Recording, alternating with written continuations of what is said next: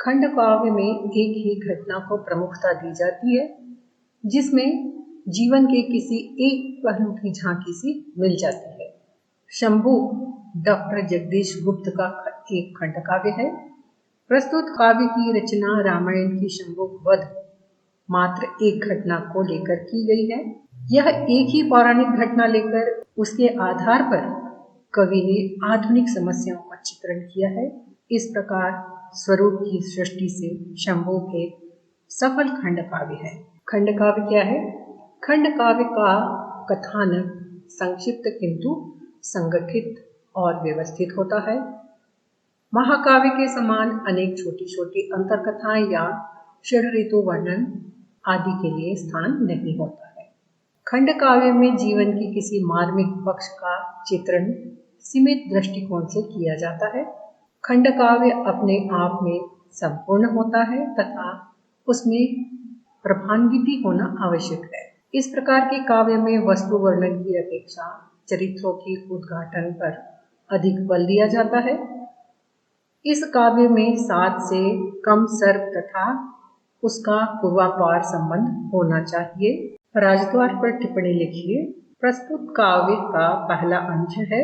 आरंभ में कवि ने राम के वैभवपूर्ण दरबार का वर्णन किया है। राम अयोध्या के शक्तिशाली जटरक्षक सम्राट हैं। एक बार राम राज्य में ब्राह्मण का पुत्र सांप के काटने से मर जाता है। गरीब ब्राह्मण लोक रक्षक राम के दरबार में आकर रोता है। उसके करुण चित्कार से दरबार में कोलाहल मच जाता है। यह प्रसंग राम राज्य में द्वेष का विषय बन जाता है। राजवैद्य के सारे उपचार खाली जाते हैं। तब राम ब्राह्मण के दुख से चिंतित होकर गुरु वशिष्ठ को बुलाते हैं। रास्ते में मुनि नारद से वशिष्ठ की भेंट होती है। नारद उन्हें बताते हैं कि दंडक वन में एक शूद्र स्वर्ग के सुख को लूटने की आशा से तप कर रहा है। यह शूद्र तपस्या राम राज्य में हो रही है। इसके कारण ब्राह्मण के बेटे की मृत्यु से इसका संबंध है। अतः यह राजा का पाप माना जाएगा, जिसके कारण ब्राह्मण के पुत्र की अकाल मृत्यु हुई है। उसके साथ ही सूखा, अकाल आदि दैवी आपदाएं भी आ रही है। अतः शूद्र का वध होना आवश्यक है। विपिन जाकर शूद्र मुनि का वध जब करेंगे राम, होगा तभी जीवित सहज परिणाम। गुरु वशिष्ठ ने नारद के इस मंत्र को तुरंत राम के सामने रखा। गुरु की मंत्रणा को जल्दी से स्वीकार किया और शूद्र तपस्वी की शोध में राम निकल पड़े। 2. पुष्पकयान। पुष्पकयान नामक अंश प्रतीकात्मक है। इसमें राम पुष्पकयान में बैठकर दंडक वन की ओर निकल पड़ते हैं। जाते समय नीचे की प्रकृति को देखकर राम के मन में पुरानी यादें जागने लगती हैं। त्रिवेणी संगम प्रदेश को देखकर राम के मन में सीता की याद आती है। सीता परित्याग के समय भी उन्हें याद आते ही आंखें भीग जाती हैं। उसके बाद पुष्पकयान उत्तर दिशा की ओर जाता है। वहां राम अपार प्राकृतिक सौंदर्य को देखते हैं।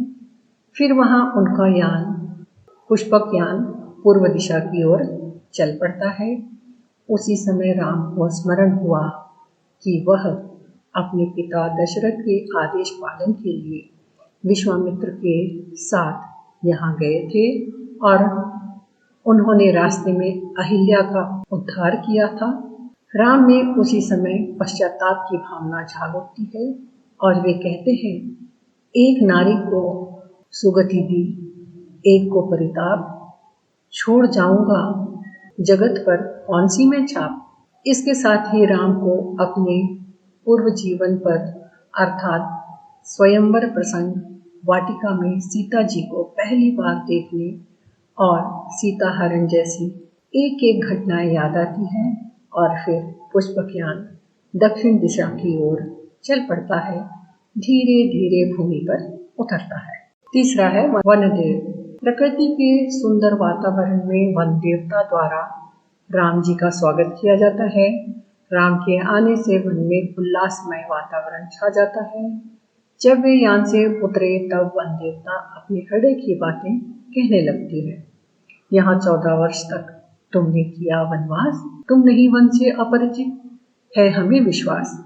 आगे वन देवता वर्तमान के संदर्भ में राम के सामने अनेकों प्रश्न रखते हैं। इस कथानक की गति धीरे धीरे है, परंतु प्रकृति वर्णन एकदम सजीव है। उसके साथ ही वन्य तथा पिछड़े हुए लोगों की दुर्दशा का चित्रण किया है। आज अनेक योजनाओं का आयोजन किया जाता है, परंतु उनका लाभ भूखे जनों तथा वन्य लोगों तक पहुंच ही नहीं पाता। यह हालत है। पिछड़े लोगों की यातनाओं का चित्रण स्पष्ट करते हुए वन देवता कहते हैं, आज अनेक योजनाओं का आयोजन किया। ये वन के विवश और पिछड़े हुए लोग कब तक यातनाएं सहन करते रहेंगे? यहाँ के निवासी जो अधमरे हो रहे हैं, उन्हें कब शांति मिलेगी? ऐसी अवस्था में राम के सेवक इन पर मनमाने ढंग से अत्याचार करते हैं। इनको मानवता का व्यवहार क्यों प्राप्त नहीं होता है? फिर भी राम दंड देने के लिए दंडक वन में आएगी। यह कवि का आधुनिक राजनीतिक व्यवस्था पर करारा व्यंग है। अंत में वन देवता राम की अमानवीयता और अहंकार को देखकर वह शब्दों में चेतावनी देती है। राम, तुम नगरवासी हो, चक्रवर्ती हो, विजन की करना नहीं अवमानना, विजन को अपना स्वजन ही जानना। राम इन शब्दों को सुनकर क्रोधित हो उठते हैं और भयंकर रूप धारण करते हैं। कुछ समय के बाद क्रोध कम हो जाने पर वे वन की ओर चल पड़ते हैं। चौथा बिंदु है दंडकारण्य। इस भाग में दंडक वन के अपूर्व प्राकृतिक सौंदर्य का वर्णन कवि ने अवलंबन और मानवीकरण शैली में किया है। राम दंडक वन में प्रवेश करते हैं, फिर वे गोदावरी नदी के तट पर आ जाते हैं। कवि ने यहाँ पर दंडकारण्य का सुंदर विस्तार से वर्णन किया है।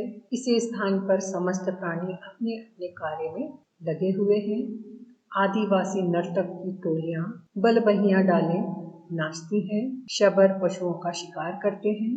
गोदावरी नदी की तट की प्राकृतिक सुषमा का वर्णन करते हुए तट के पशु पक्षियों की क्रीड़ाओं का खेलों का वर्णन किया है। कवि ने जुगनू, सर, मोर, मेंढक से युक्त दंडकारण्य की प्रकृति का वर्णन किया है। ऊष्मा और चांदनी के सौंदर्य का चित्र देखने लायक है। इस सिरे से उस सिरे तक दूर नित्य चित्राती उषा सिंदूर, भूमिका अक्षय अनंत सुहाग, राग से जागता अनुराग। चांदनी उतरी धरा पर, श्वेत रेशम पंख फैलाए, आंख जैसा पात्र छोटा, कौन कितना रूप पी पाए। इस प्रकार उषा सिंदूर छितराती है और चांदनी श्वेत पंख फैलाए हुए पृथ्वी पर उतर आती है। इस अंश में कवि ने प्रकृति की अद्भुत छटा का सुंदर वर्णन किया है। पांचवा है प्रतिपक्ष। इसमें राम और शंभु का संवाद है, बातचीत है, जो कि काव्य का केंद्र बिंदु है। यह संवाद दो व्यक्तियों के बीच नहीं, शासन के व्यवस्था पक्ष तथा प्रतिपक्ष के बीच में है। इसमें शंभु का विद्रोही स्वर अत्यंत सशक्त रूप में मुखरित हुआ है। राम लोक स्वीकृति व्यवस्था को स्वीकृत मानकर शंभु की तपस्या करना अधर्म समझता है। शंभु इसका विरोध करता है। उसके अनुसार व्यवस्था वर्ग सीमित स्वार्थ से बनी है। शंभु वर्ग भेद करने वाली व्यवस्था को चुनौती देता है। शंभु की इच्छा है कि स्वार्थी तथा वर्ग भेद करने वाली व्यवस्था शीघ्र ही नष्ट होना आवश्यक है। उसके साथ ही शंभु राम के लोकनायकत्व का खंडन करते हुए कहता है, लोकनायक वही जो विश्वास अर्जित कर सके प्रत्येक का और जो सारी प्रजा के चित्त का प्रतिरूप हो।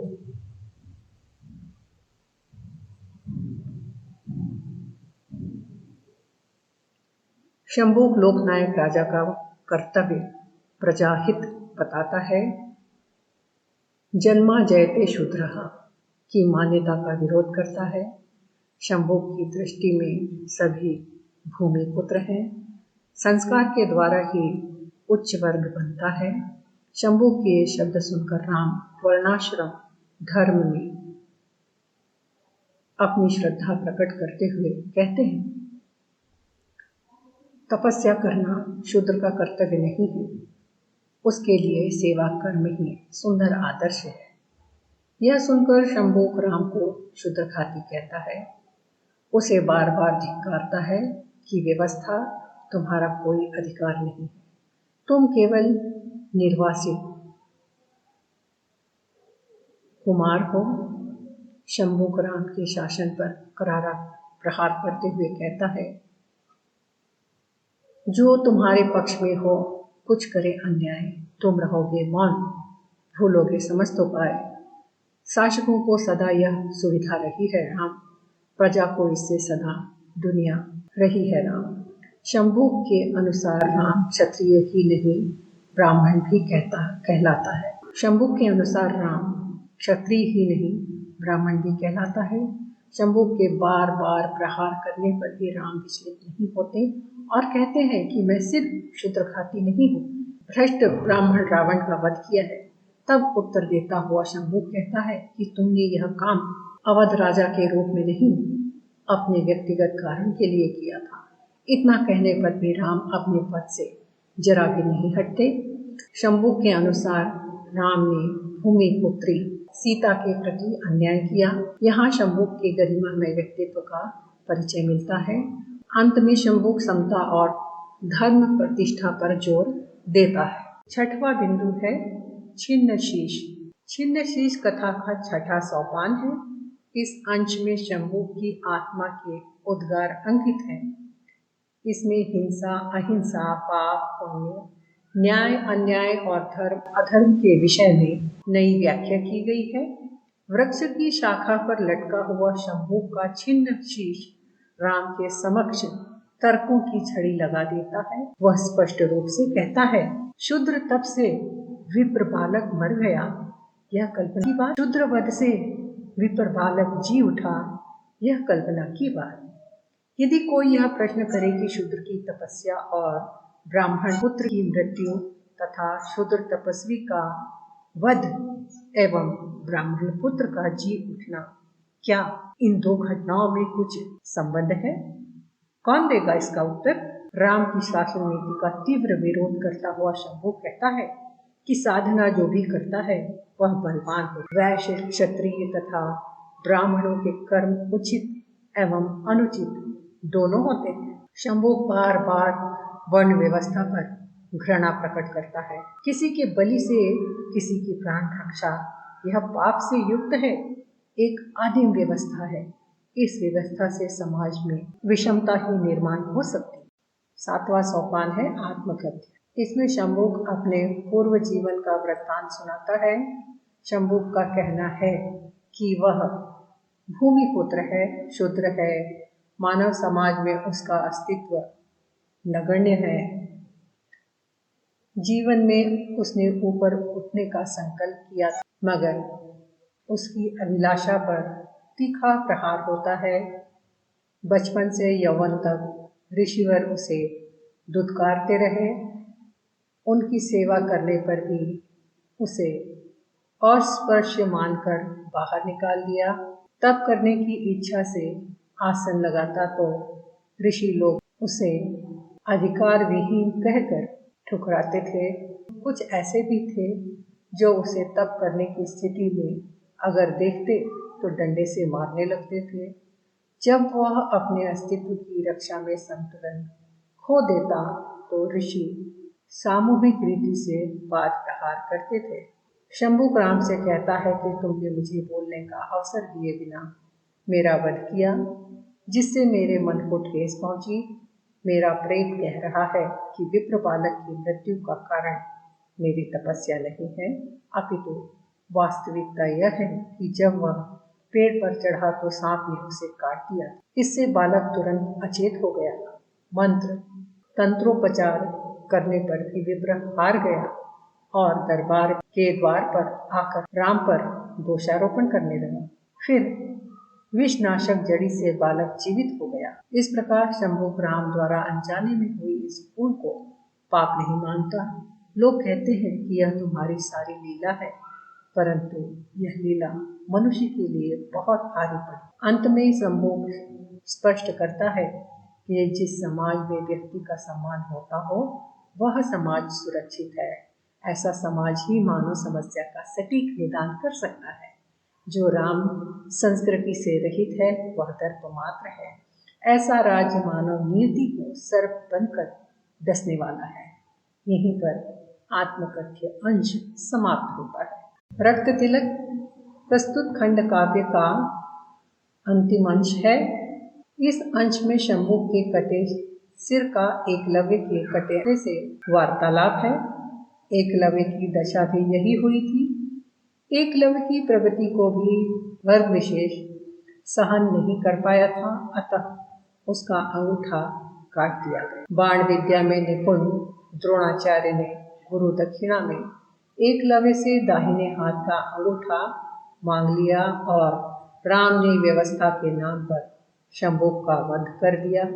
इस प्रकार प्रस्तुत अंश में कवि ने एकलव्य और शंभुक की एकता को सामने लाकर यह अभिव्यक्त किया कि अभिजात्य वर्ग किस प्रकार शूद्रों के अधिकारों को छीनता है और उसे आगे बढ़ने नहीं देता।